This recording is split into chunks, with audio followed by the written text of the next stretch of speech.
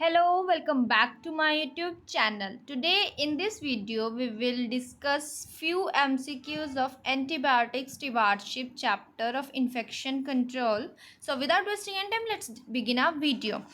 सबसे पहले क्वेश्चन हमारे पास आता है एंटीबायोटिक स्टीवार्डशिप के अंदर से कि ASP स्टैंड्स फॉर कि जो ASP है वो किसके लिए स्टैंड करता है, वो है एंटीबायोटिक स्टीवार्डशिप प्रोग्राम के लिए ये स्टैंड करता है। ठीक है, नेक्स्ट हमारे पास आता है scheduled removal and replacement of antimicrobial drug in order to reverse the antimicrobial resistance is called antibiotic cycling. इसमें क्या बोला गया कि हम कुछ शेड्यूल करें जिसमें हम कुछ किसी चीज़ की रिमूवल कर रहे हैं या फिर रिप्लेसमेंट कर रहे हैं किसकी, एंटीमाइक्रोबियल ड्रग की, ताकि उसका जो एंटीमाइक्रोबियल रेजिस्टेंस है वो रिवर्स हो सके। सो वो क्या होता है, वो एक एंटीबायोटिक साइक्लिंग बोलती है। ठीक है, उसे हम एंटीबायोटिक साइक्लिंग कहते हैं। उसके बाद आता है हमारे पास इंपॉर्टेंस ऑफ ASP इंक्लूड्स। अब हमने पूरा चैप्टर पढ़ लिया तो उसमें से हमें पता होना चाहिए कि एंटीबायोटिक स्टीवार्डशिप प्रोग्राम हमारे लिए क्यों इम्पोर्टेंट है। क्यों? क्योंकि वो हमें पेशेंट केयर भी देता है, ट्रीटमेंट फेलियर रिडक्शन भी देता है और सेफ्टी प्रोवाइड करता है, इसलिए ऑल ऑफ दी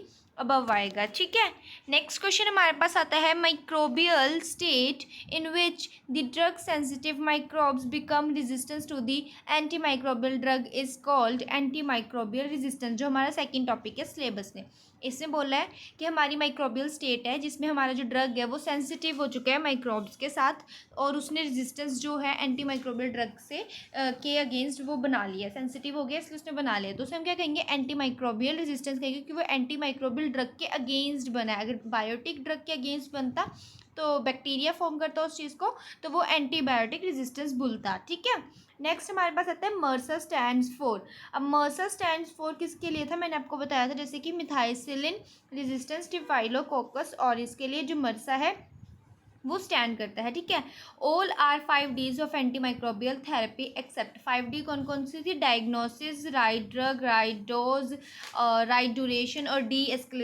एस्केलेशन। ठीक है, सो इसमें जो डिजीज़ है वो एक्स्ट्रा है, बाकी डायग्नोसिस, ड्रग और ड्यूरेशन जो है वो आ चुका है। ठीक है, नेक्स्ट हमारे पास आता है antibiotics are use to treat infections caused.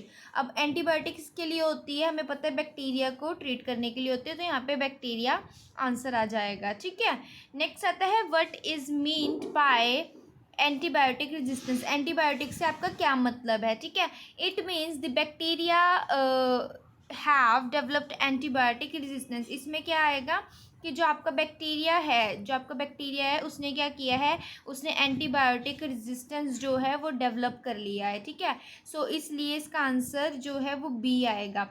ए क्यों नहीं आएगा, क्योंकि ए में बोला गया कि हमारी बॉडी ने जो रेजिस्टेंस एंटीबायोटिक के अगेंस्ट किया है, लेकिन हमें पता है एंटीबायोटिक स्टीवार्डशिप के अंदर क्या होता है कि हम बायोटिक्स का इनटेक ज़्यादा ले लेते हैं एंटीबायोटिक्स का, जिसके कारण उसकी जो इफ़ेक्टिवनेस है वो कम हो जाती है, इसलिए जो बैक्टीरिया हमारी बॉडी में प्रेजेंट होता है वो एंटीबायोटिक रेजिस्टेंस को डेवलप कर लेता है, इसलिए इसमें करेक्ट आंसर बी आएगा। ठीक है, नेक्स्ट हमारे पास आता है dash can be used for the treatment of the MSS is strain. So हमें पूछा गया कि कौन सा ट्रीटमेंट है जो MSS स्ट्रेन के लिए यूज़ किया जाता है।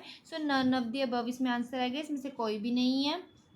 नेक्स्ट हमारे पास आता है क्वेश्चन IPCC स्टैंड्स फॉर। अब IPCC किसके लिए स्टैंड करती है, तो वो है infection prevention control committee. Option A ही इसका करेक्ट आंसर है। सो आई होप आपको समझ आया होगा। हमने ये जो क्वेश्चंस किए इसके अंदर हमने थोड़ा सा डिस्कस किया कि एंटीबायोटिक स्टीवार्डशिप क्या होता है और उसके बारे में कुछ क्वेश्चंस को अटेम्प्ट किया। सो मिलते हैं नेक्स्ट वीडियो में। Bye bye.